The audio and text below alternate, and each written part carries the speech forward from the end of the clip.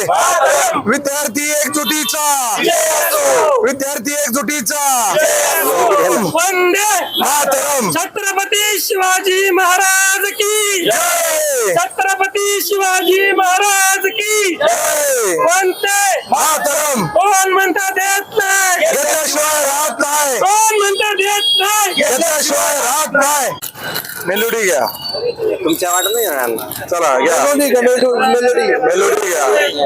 Melody घ्या ओ Lokhande melody घ्या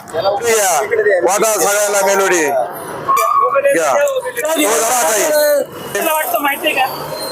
धर्मेंद्र प्रधानांनी राजीनामा दिला सगळ्या विद्यार्थ्यांचा विजय झाला त्याच्याबद्दल आम्ही celebrate करत आहोत. विद्यार्थ्यांचा विजय झालाय त्यांचं भविष्य आता चांगलं राहील चांगलं राहणार आहे विद्यार्थ्यांचं भविष्य जरा ताई पवित्र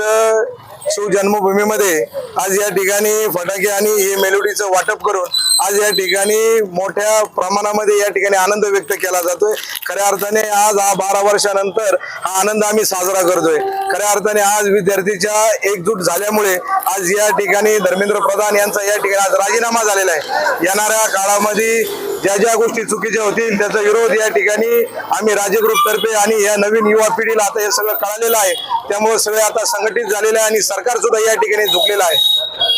जय भीम जय संविधान माझं नाव आराध्य गिरिराज भावळ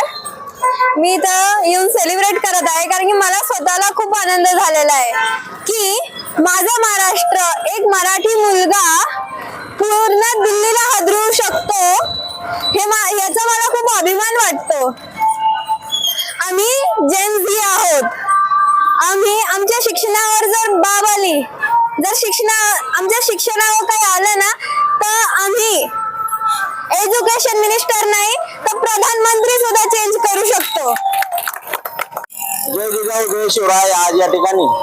आपल्याला खूप आनंद झालेला आहे कारण एक मराठी मुलगा एक विषय घेतो आणि त्या विषयाला तडीपार केल्याशिवाय राहत नाही हे आपल्याला आज या राजीनाम्यावरनं अनुभव आलेला आहे दुसरा विषय आपले सूरज भाऊ असतील सगळा मित्र परिवार असेल दिल्ली सारख्या ठिकाणी फक्त मुलं त्यांच्या स्वतःच्या शिक्षणासाठी भांडत होते त्यांच्यावर लाठीचार्ज झालेला आहे याच्यासाठी आपल्या शिवजन्मभूमीतले काही कार्यकर्ते गेले त्यांनी समर्थन केलं आम्ही आमचा फुल ना फुलाची पाकळी कायम आम्ही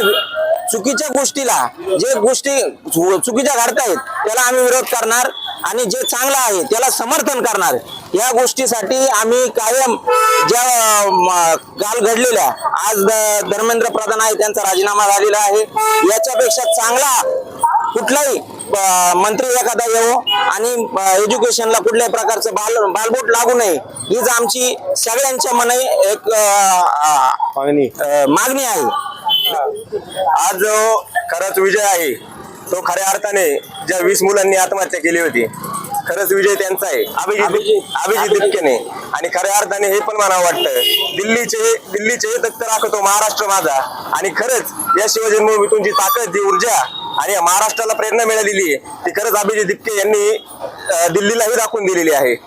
आणि खरंच हा विजय हा सर्वसामान्य शेतकरी कष्टकरी आणि विद्यार्थ्यांचा विजय